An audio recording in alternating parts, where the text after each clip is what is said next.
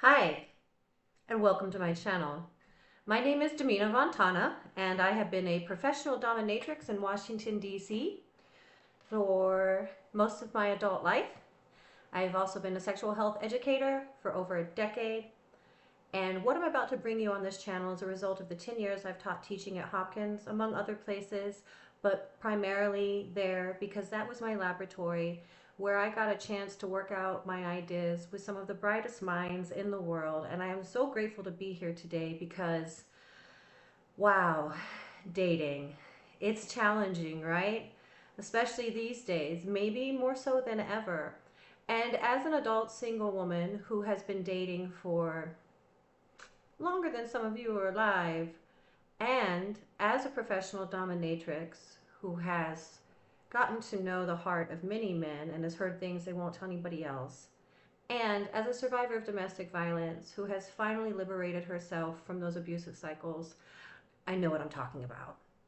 And what I've come to recognize as part of my healing journey is that I'm now in a place where I can give back and where I feel confident in this knowledge and I want to share. I want to begin focusing more on young women and the work that I do, the teaching and the events and the community building. And so that's why we're here today. A couple of weeks ago when I did my lecture for this semester, I got a really great question from one of the young women in attendance at the end of the class, that meeting after the meeting. And it is what has inspired me to show up here today with you on the full moon in Libra, my sun sign, and finally officially begin this pivot into giving you what you need to know while you are in the trenches of intimacy. The trenches of intimacy. Doesn't that feel like it's where we've all found ourselves in this app online era? I can tell you that I am not a doctor. I am not a therapist. I'm not a counselor. I'm not a licensed social worker. I do have extensive healthcare experience. I, however, am someone who has lived in this environment and has watched and seen how it's grown over the past couple of decades. Well, not exactly grown, but changed, not even evolved. It's just different now, kids. And I'm leaning on not only my experience before the internet and how that was different and the type of light and truth that it sheds on dating today, but the fact that I still am single and I still am dating. Also, this is not relationship advice. This is not marriage advice. Hell, this isn't even love advice. This is dating advice. Ladies, I'm speaking primarily to you. I want to give you the secrets and advice straight from the source, that would be me, on how you can have positive and satisfying dating experiences that don't cost you more than they should and that deserve the time and attention that it takes to pull off anything positive and rewarding. And I also want to spare you from what I spent years doing, which was sinking way too much of my time and energy and focus into relationships when I should have been focused on me. So what was this question this young woman asked?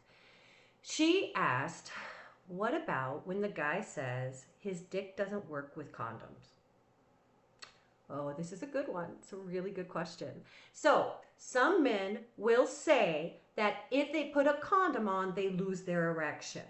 And what I say is, yeah, that is true, but very rarely. It is so rare.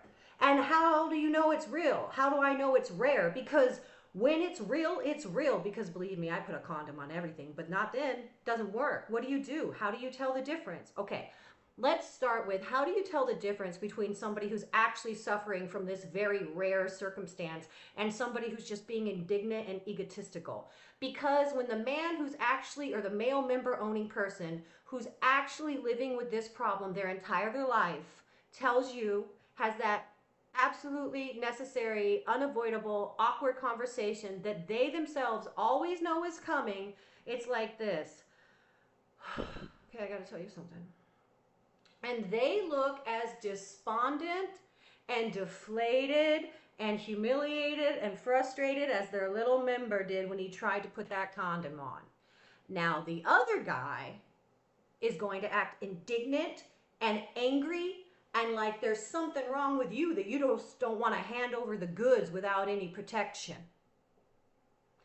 You really tell the character of a man when he's upset or doesn't get what he wants, not any other time. So that guy, that young guy, kick him to the curb. He doesn't deserve you. He doesn't deserve one more split second of your life or affection or fucking anything. Don't even berate him.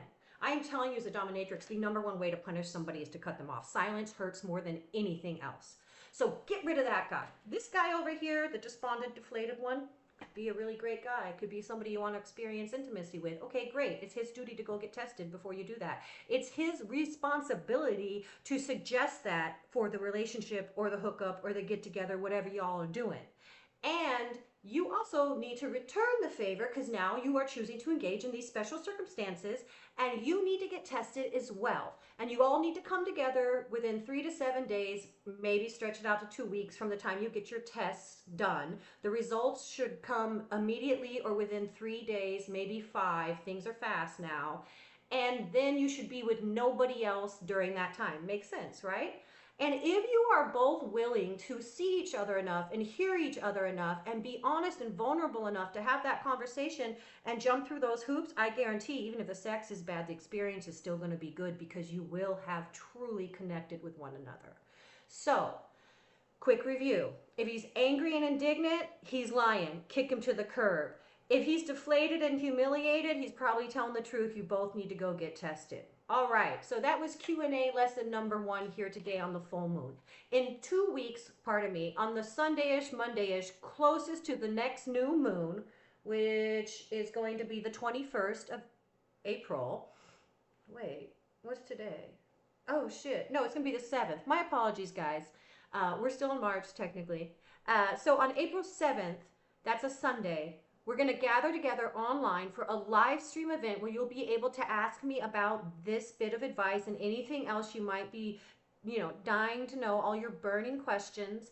I will have a monitor for that live stream. One of the things that has held me back from getting more involved online is just it requires a whole team. Like literally you need a whole team. And I am one person. However, I will be making arrangements for a monitor for that event so we can really just like cut loose and have a good time and not worry about the trolls. And we're going to repeat this a total of 5 times each over the next 5 months. So for the next 5 full moons, including today's, I'm going to hop on here, I'm going to answer a question, I'm going to drop a little knowledge, and then 2 weeks after it, we're going to have a live stream where you get an opportunity to respond to that message and ask me any follow-up or new questions that you might have. It's very clear to me that we're building this community together because I'm a responder. I don't feel like preaching to you, but I feel like really helping you out when you ask me a question. So somewhere between the preacher's kid in me and the person that loves to empower and lift up other people, that's where we're going to be like, rotating this design. And I will be posting these 5 full moon and 5 new moon dates. It's not exactly on the newer full moon. It's whatever Sunday is closest because I'm a preacher's kid and I like to talk on Sundays and listen and learn and philosophize and all of that. And then it's over a period of 5 months. So 5 full moon lessons, 5 new moon discussions over a period of 5 months. This is the 5 times 5 times 5 era that we're in right now. And we're just going to give this a go. I'm going to try it as a little experiment. And if it takes off, it takes off. I can tell you I'm always writing. I'm always available for teaching gigs. But mostly my fantasy, my dream that I want to share with you is beginning now. My whole life, I have wanted to stand in front of a room of people and speak and share my knowledge and wisdom and have them listening to me. Why would I do that? Because I think I'm somehow special or great? No, baby. I'm just a smart, funny survivor who wants you to have the best life possible. That through the grace of the universe and my own blood, sweat, and tears, and many, many, many years of delay and wasted time and toxic relationships that I'm still forgiving myself for, here I am. And goddamn is it great. And I want you to know that feeling too. But most of all, I'm tired of these men wasting our time and using all of this rhetoric, this dusty rhetoric, these bullshit scripts that I swear they hand around at the locker room and memorize. There's nothing new under the sun, including what men are trying to do to get what they want from women. And I really feel I've got a handle on it. It doesn't make me perfect, doesn't make me immune, doesn't mean I'm bulletproof. It just means I now recognize what's happening when it's happening, because fuck, it's happened to me so many times that to get out, I just had to learn to be really honest with myself about what was going on. And it meant dispelling a lot of myths that I held close to, and popping the bubble on a lot of fantasies that we are force fed from the time we hit this earth. I will tell you another reason I'm showing up right now, little sis, is because I mistakenly thought that y'all had figured it out, because we're in the 21st century and it's 20 years after I was your age and you guys have so much more available, and I thought that fixed it all, and it didn't. It didn't. Some of my best friends are women in their 20s, and they are the ones that have shown me, along with my students, along with the emails I get online, the inquiries, young doms seeking guidance, that holy shit, it goes so deep. It's not our fault. I can tell you that. If you're not getting what you want, it's not your fault.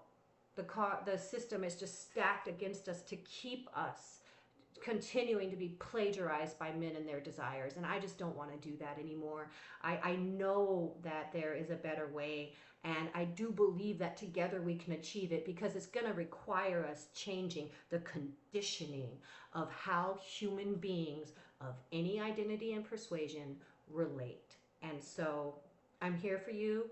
Let's do this. I will be back in 2 weeks on April 7th, a Sunday evening, with a live stream where you can join myself and my monitor. So not like he's here, Sasha Shame. If you follow me online, you know that's my kinky BFF, and they'll be doing the monitoring in full kabuki kitty gear.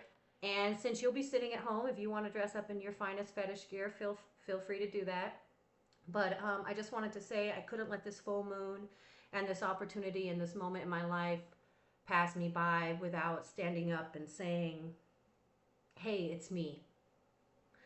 And I'm the one you want to ask these questions to.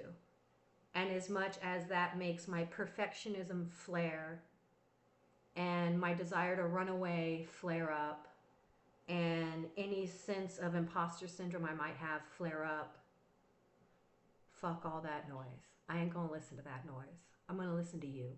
So please feel free to email me your questions that I might use at a later date. My email is deminavontana@gmail. I'm on Twitter, and I'm on FetLife. I have a very low social media profile because I don't think it's a good business decision to continue to use marketing tools where I am shadow banned and deplatformed.